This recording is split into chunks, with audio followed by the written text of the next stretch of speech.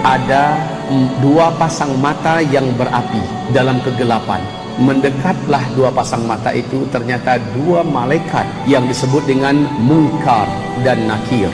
Malaikat ini bertanya kepadanya, dan ini pertanyaan yang tidak bisa jawabannya dipersiapkan sekarang. Kita udah tahu, percuma saja nanti ditulis di kertas, nanti jawabannya lalu perintahkan keluarga kita masukkan kertasnya ke dalam kuburan ya. Enggak. Pertanyaan malaikat ini udah dikasih tahu duluan, tapi yang mampu menjawab adalah realita hidup orang ini selama ini di dunia seperti itu enggak. Kalau iya, maka dengan itu dia mampu menjawab. Pertanyaan malaikat simpel. Ma rabbuk? Pertanyaan ini mampu melepaskan jantung dari tempat gantungannya, mampu memecahkan gendang telinga. Orang beriman ini, saat itulah Rasulullah SAW menyuruh para sahabat mendoakan, Sallallahu li akhikumul mauta fa innahu al-mauta at-tathbita fa innahu al-ana yus'alu. Doakan kepada Allah untuk saudara kalian yang baru saja kalian kuburkan, karena sekarang dia sedang ditanyai oleh malaikat Munkar dan Nakir. Doakan pada Allah agar Allah kuatkan lidahnya. Nah, saat itu orang yang beriman ini, berkat imannya, berkat amal solehnya, dia mampu menjawab. Dalam ketakutan yang dahsyat, ternyata dia mampu menjawab. Yang membuat dia mampu adalah Allah yang menolongnya. Sesuai dengan janji Allah, yuthabbitullahu alladhina amanu bil qawli tsabit fil hayatid dunya wal akhirah. Allah mengokohkan lidah orang-orang yang beriman di kehidupan dunia ini dengan perkataan yang kokoh, dan juga di kehidupan akhirat. Maka ketika dia masuk ke alam kubur, pada hakikatnya seluruh orang berarti sudah masuk ke alam akhirat. Allah kokohkan sehingga ketika ditanya, "Ma rabbuk?" Siapa Rabbmu? Orang beriman ini menjawab, Rabbi Allah. Rabbku adalah Allah. Rabbku adalah Allah. Dia yang menciptakanku, dia yang memberikan aku kehidupan dan rezeki, dan dialah pemilik diriku, dan aku akan kembali kepadanya. Itulah yang kuyakini. Dialah yang kusembah dalam hidupku. Ditanyakan kepadanya, wa ma dinuk? Apa agamamu? Simple, Pak. Kalau orang yang betul-betul bertauhid, beriman, berakidah, dia akan menjawab, dini al-Islam.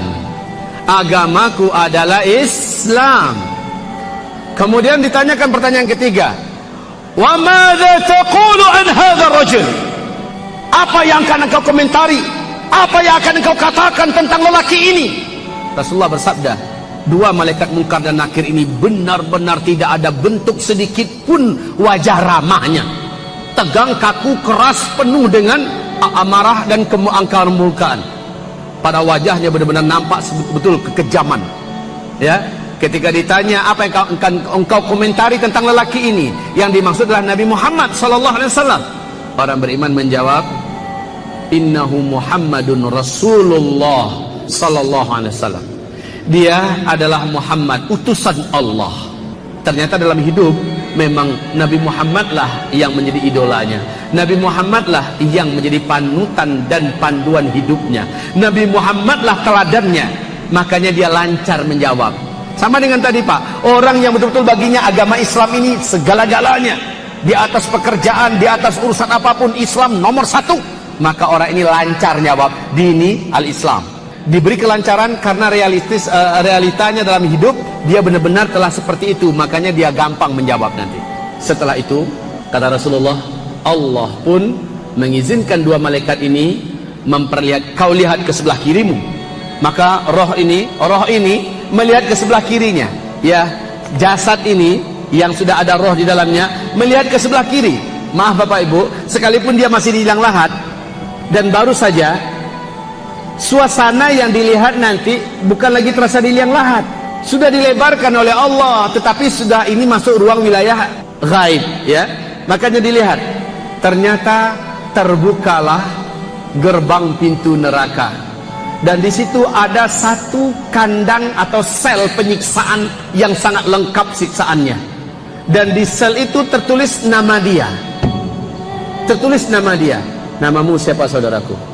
Fikri. Fikri melihat, ternyata di situ ada namamu, Fikri. Melihat, maka gemetaranlah sekujur tubuh orang yang beriman ini, ketakutan karena merasa dirinya akan diseret ke sana. Lalu dua malaikat ini berkata, kau jangan takut. Kalaulah engkau tidak membenarkan Rasul Allah, kalaulah engkau tidak mengikuti Islam, kalaulah tidak engkau menyerahkan diri dalam hidup kepada Allah, tunduk kepada Allah, maka sudah pasti tempat yang telah tersedia atas namamu ini di neraka engkau akan menghuninya. Dan karena ketaatanmu kepada Allah, karena keimananmu, karena ketundukanmu, tempat ini telah disegel untukmu selama-lamanya. Engkau tidak akan pernah menghuninya lagi. Hilang langsung ketakutan tadi. Alhamdulillah. Selama. Kemudian lihat sebelah kananmu. Hamba Allah yang beriman yang di dalam lahat ini melihat ke sebelah kanannya. Apa yang dia lihat? Dibukakan pintu gerbang yang penuh dengan wewangian, aroma yang sangat indah, pemandangan di dalamnya yang Masya Allah persis seperti yang dia lihat waktu dia akan sakaratul maut. Dia lihat kembali, kemudian dibentangkan permadani yang tidak pernah ada permadani itu di dunia ini. Terbentang menuju ke sana. Dia pun ingin bergegas ke situ, ditahan oleh malaikat. Mau kemana boy?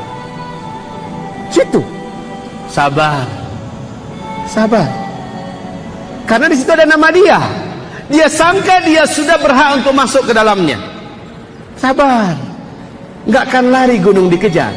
Itu tempat memang tempat ente punya. Dan ente akan memasukinya. Sebagai hadiah dijanjikan Allah, dan Allah Maha menepati janji. Kamu pasti akan masuk ke dalamnya. Tapi sabar.